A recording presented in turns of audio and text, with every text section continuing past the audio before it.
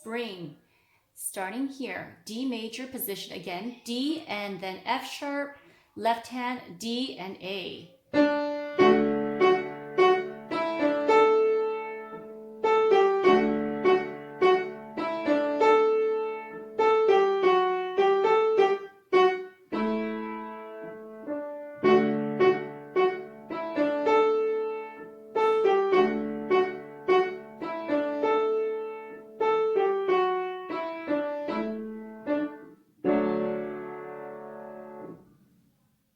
Starting with our right hand, thumb on D and 3 on F sharp.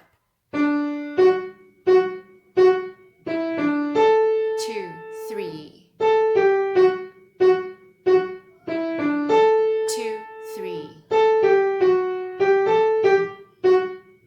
2, 3. 2, 3. 2, 3.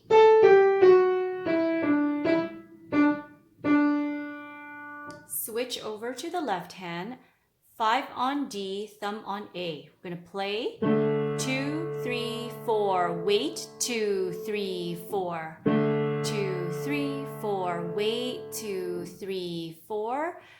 Thumb on A. Hold the tie down. Hold the tie down. And then the D major chord.